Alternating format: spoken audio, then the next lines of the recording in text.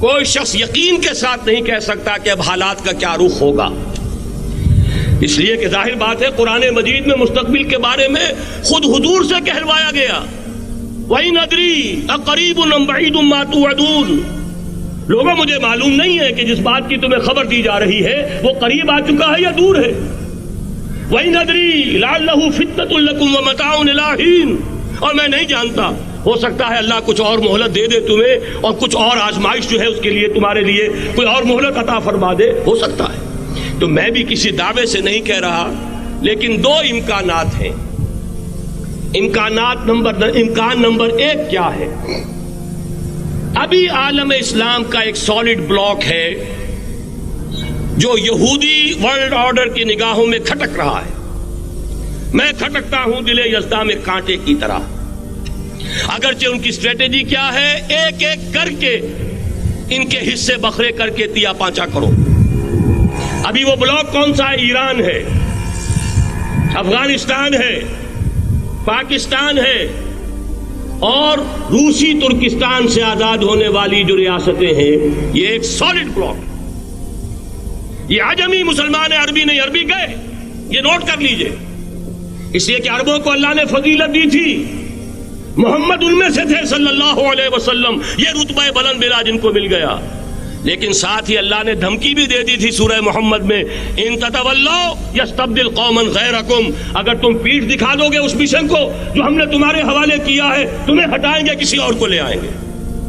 اور یہ بات ہو چکی ہے 13ویں صدی عیسوی میں، 1258 میں جب سقوط بغداد ہوا ہے، عربوں کے ہاتھ سے عالم اسلام کی قیادت چھین لی گئی، معزول کر دیا گیا۔ اس کے بعد قیادت کن کے ہاتھوں میں آئی؟ ترکوں کے ہاتھ میں، ترکان تیموری ہندوستان میں، ترکان صفوی ایران میں، ترکان سلجوقی مڈل ایسٹ میں، اور ترکان عثمانی کا تو کہنا ہی کیا ہے، وہ ایشیا مائنر سے چل کر آپ کو معلوم ہے کہ مشرقی یورپ کا کتنا بڑا علاقہ، دی گریٹ آٹومان امپائر اس صدی کے آغاز تک قائم تھی۔ اس صدی میں عجیب عجیب معجزے ہوئے ہیں۔ گریٹ آٹومان امپائر جو 3 بر اعظموں پر محیط، نام و نشان ختم۔ The great U S S R, نام و نشان ختم۔ اب تو روس صاحب ایک ملک کی حیثیت سے رہ گئے۔ یہ اس صدی میں دو اور وقت نہیں ہے میں اور آپ کو کیا بتاؤں، اس صدی میں تو بڑے بڑے عجیب عجوبے ہوئے ہیں، بڑی بڑی 2 عظیم جنگیں ہو چکی ہیں، تیسری جو ہے سر پر کھڑی ہے، دور نہیں ہے، جس کو حدیث میں کہا گیا ہے الملحمۃ العظمیٰ، تاریخ انسانی کی عظیم ترین جنگ، اور وہی صلیبی جنگ جس کا آغاز بوسنیا سے ہو چکا ہے۔ بہرحال اس وقت جو میں کہہ رہا تھا، ورنہ میرے پاس تو یعنی یہ کہ درد دل کہنے کے لیے وقت نہیں ہے، مجھے اپنی بات کو محدود کرنا پڑ رہا ہے، لیکن میں اب آ رہا ہوں اصل موضوع کی طرف، کہ ایک امکان تو یہ ہے کہ اس بلاک میں اسلام کا احیاء ہو، اور اس کے لیے کچھ نویدیں بھی موجود ہیں احادیث نبویہ میں۔ وہ تو آپ نے سنا ہوگا اقبال کا شعر، میرے عرب کو آئی ٹھنڈی ہوا جہاں سے، میرا وطن وہی ہے، میرا وطن وہی ہے۔ حدیث میں آتا ہے یخرج ناس من المشرق یؤتون للمہدی، یعنی سلطان ہی، مشرق سے فوجیں نکلیں گی کہ جو کہ مہدی کی حکومت قائم کریں گی، اور یہ ہوں گے حضرت فاطمہ کی نسل ہی سے رضی اللہ تعالی عنہا، لیکن عالم عرب کے اندر پھر ایک طاقت بن کر ابھریں گے، باطل کی قوتوں کے خلاف جہاد کریں گے، لیکن ان کو مدد آئے گی 2 طرف سے، ایک زمینی مدد آئے گی مشرق سے، ایک آسمانی مدد آئے گی، عیسیٰ ابن مریم کا نزول، حضرت مسیح علیہ الصلوۃ والسلام جو زندہ آسمان پر اٹھائے گئے تھے نازل ہوں گے، اور در حقیقت ان 2 مددوں کے نتیجے میں پھر یہود کا قلع قمع ہوگا، اور یہی گریٹر اسرائیل ان کا گریٹر گریو یارڈ بن کر رہے گا، عظیم تر قبرستان بن کر رہے گا۔ اس کی بڑی واضح حدیثیں موجود ہیں، اس کی بڑی تفصیلی خبریں موجود ہیں، یہ احادیث کی کتب کے اندر، بدقسمتی سے ہماری اس کی طرف توجہ نہیں۔ ایک تو یہ ہو سکتا ہے، اسی طریقے سے ایک اور حدیث ہے، یخرج من خراسان رایات سود، اور یہ مسلم شریف کی روایت ہے، نوٹ کیجئے گا، نہیں ترمذی شریف کی روایت ہے، یخرج من خراسان رایات سود لا يردها شيء حتى تنصب بإيلیا، اور خراسان حضور کے زمانے میں آج کے افغانستان کا نام تھا، جتنا خون یہاں پر خلوص کے ساتھ دیا گیا ہے اس کی مقدار بھی کم نہیں ہے. یہاں سے خیر برآمد ہوگا. اور دوسری بات اپنے بارے میں نوٹ کر لیجئے، یہ پاکستان، بچا کھچا Pakistan, what remains of Pakistan, یہ اصل میں ہے کیا؟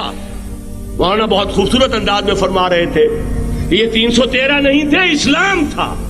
اسی طرح نوٹ کیجئے پاکستان نہیں ہے، 4 صدیوں کی تجدیدی مساعی کا حاصل ہے. آپ نے کبھی نوٹ کیا ختم نبوت کے بعد اب سب سے اونچا منصب کس کا ہے؟ مجددین.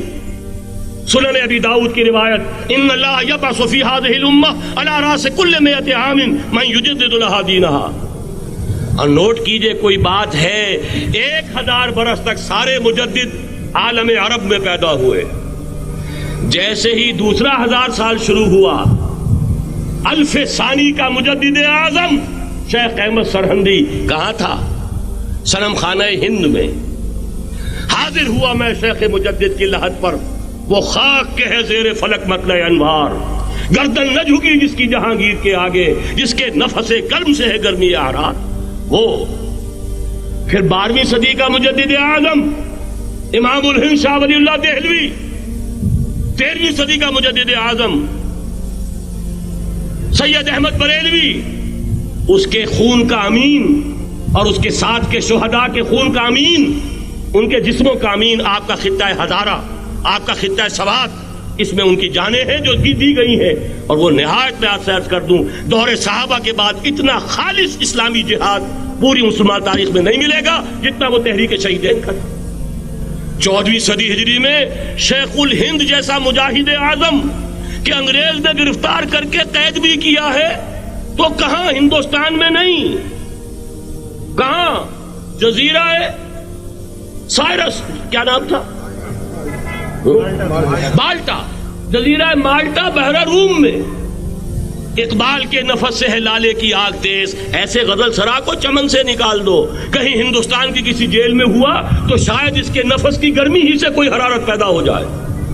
اور اسی صدی میں 14ویں صدی ہجری میں اقبال جیسا مفکر، اسی 14ویں صدی ہجری میں مودودی جیسا مصنف، اسی 14ویں صدی ہجری میں مولانا الیاس جیسا مبلغ رحمہم اللہ، عظیم شخصیتیں. آج پورے عالم اسلام میں آپ کو تبلیغی دوست ملیں گے.